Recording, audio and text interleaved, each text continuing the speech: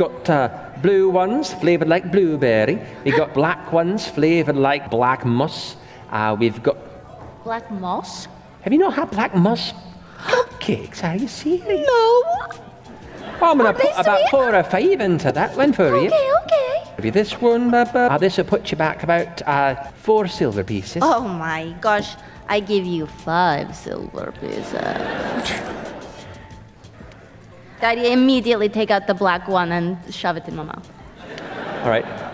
At first, it has kind of a charcoal earthy flavor and you're immediately disappointed, but then kind of the cream filling kicks in and kind of green tea with a hint of sweet to it. It's very unique and not bad by any means. It wasn't what you were expecting, but not bad. This was worth the entire trip. Welcome to today's episode of Dining with Dante. In this series we are looking at the food from Critical Role, and in particular to the Black Moss Cupcakes. Bought by Jester in the Software Stoneforge in Youthadorn, they play an unforgettable role later in the campaign. For this recipe we need 00 flour, matcha green tea powder and charcoal powder. The first one will give us the green tea and moss flavor, the second will provide the black color and a little bit of earthy charcoal taste. Then we need butter and eggs. We will later use heavy cream, powdered sugar and a vanilla bean for the cream filling. That's all we need. Let's get baking. As usual, let's start with the dry ingredients. In a bowl we'll combine 120 grams of flour, 12 grams of matcha powder and 14 grams of charcoal powder. Tiny whisk all together until you get a strange grey mix and add 4 grams of salt. For the wet ingredients, measure 110 grams of room temperature butter. You can warm it up for 30 seconds in the microwave if you get it straight from the fridge, but do not go overboard as I did and end up with a hot, melted mess. Measure also 100 grams of sugar and 3 range-free eggs. Take your hopefully not melted butter, whip it to incorporate some air and add the sugar to create a cream. Then add the eggs one at a time until everything is nice and mixed. Last thing, we add the baking powder to the dry ingredients, we give it a stir and it's time to mix and fold. We add the dry ingredients to the wet ones while mixing and folding the butter and have care not to overmix.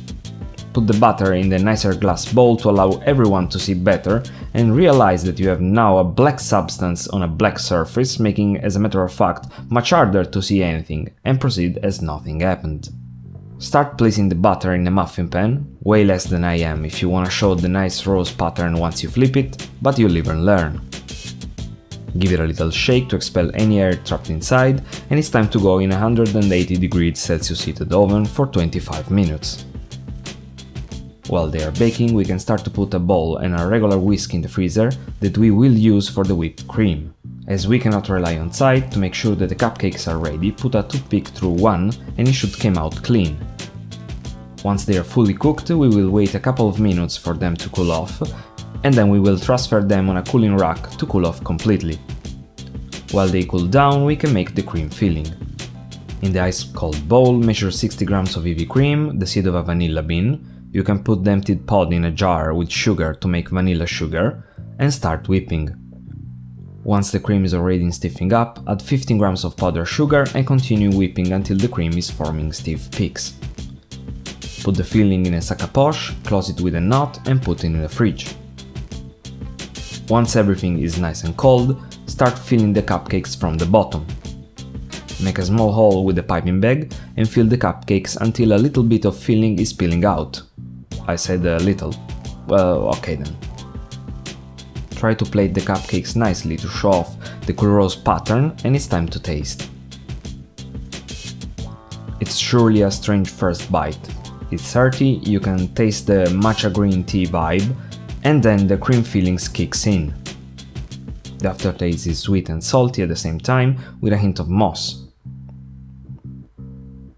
It's a great sweet to share with a newly acquired friend in the wood, or maybe a blueberry cupcakes would be better. That's it for the Black Moss Cupcakes, and now I pass it over to you. What I could have done better, and what recipe would you like to see me try next? If you liked the video, gently click the like button and subscribe for more. Until next time, don't forget to moss each other, and is it Thursday yet?